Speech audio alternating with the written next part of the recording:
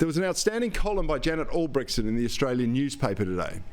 Now, it summed up the lot of many voters, including myself, who now feel like political orphans more than part of a like-minded family. And it's not that this new class of disenchanted voter has actually left their flock, it's more a case of the shepherds have left them behind. In Australia, we've had a reasonably stable political system, far from perfect, of course, but a broad grouping in the major parties that have proved a decent fit for the centre-right and the centre-left. And as Albrechtsen wrote, more often than not, many of our core values, social, economic and cultural, coincided with the party we voted for. Well, like Janet Albrechtsen, I've had my own journey through politics, and maintaining an adherence to the traditional values in the Liberal Party proved an impossible task for me as a growing number of valueless careerists catapulted into Parliament. The only goal of this crew is to become, or has been, to become a politician, and then of course to scale the greasy pole of promotion. They could conveniently pluck a long-held belief from the tree of convenience and justify a lack of commitment to a cause, other than themselves of course, with ease.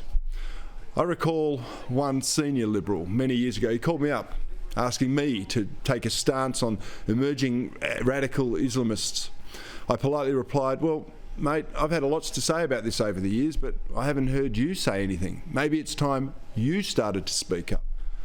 The response was breathtaking. It was along the lines of, I can't, I've got my career to think of. Well, that ended the discussion, but it does prompt a different one, doesn't it? When and why did the Liberal Party start to change? Well, I've got no doubt it has a genesis in the leadership, but it's also been driven by the lucrative lobbying business and the tentacles that it spreads through politics. And the business model is pretty simple. It's not pretty, but it's pretty simple. A well-connected Liberal sets up a lobbying firm. They get paid a lot of cash to spruik the desires of their clients. Some of that money is used to attend fundraising forums, support internal political party functions, and of course to finance their preferred candidates for election. And when these candidates do get into Parliament, the lobbyist wines and dines them, he funds more of their campaigns and ensures that the MP becomes part of a loyalty group. Then, when the rubber hits the road, the lobbyist tells the group what they want, and if the MP doesn't comply, the resources are turned off and they are replaced by someone more amenable. Now, this type of business started in New South Wales, but it is now spreading across the country. And of course, you can understand most MPs want to keep the best job they've ever had, and thus they want the protection and the financial support, I stress, of these factional bosses. It's good for all the players, except those supporters who want some consistency and some principle upheld in their preferred political party. Now, this supporter disappointment isn't confined to the Liberals. Labor has its own identity crisis, as Albrechtsen recorded today. She wrote, "One very smart woman who describes herself as centre-left told me that she's feeling increasingly politically homeless over the issue of trans rights. I can't vote for a progressive party that would trample over women's rights," she said. "I'm not interested in raising awareness, but I am keen to ensure that the laws don't eradicate the concept of women." Well, we've had Labor leadership aspirant Joel Fitzgibbon also speak of Labor's existential crisis. This is a real challenge to the Labor Party. We are bleeding votes both to the right and the left, as those on the left insist on us going further towards them. Now, I call it institutionalised elitism.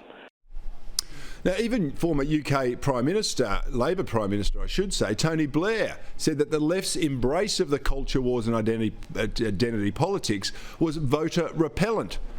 He's right, and so is Janet Albrechtsen. Politics has been turned on its head as we know it, and you and me, well, we're the losers. And if you need any more evidence, just think about last week's budget. The coalition borrowed hundreds of billions of dollars to throw at a political problem with not 1 ounce of shame or humility. In fact, they're openly boastful about how effective it was in cauterising some political wounds. That their actions have plunged the dagger into the tenets of fiscal responsibility and sobriety that the party has traditionally embraced has given many of them no cause for concern at all. And for Labor, well, when a Labor leader channels the words of President Ronald Reagan in their budget and reply speech, you know things are anything but normal. Are you better off than you were 4 years ago? Is it easier for you to go and buy things in the stores than it was 4 years ago? Is there more or less unemployment in the country than there was 4 years ago? Do you feel better off than you did 8 years ago? Do you feel more secure at work?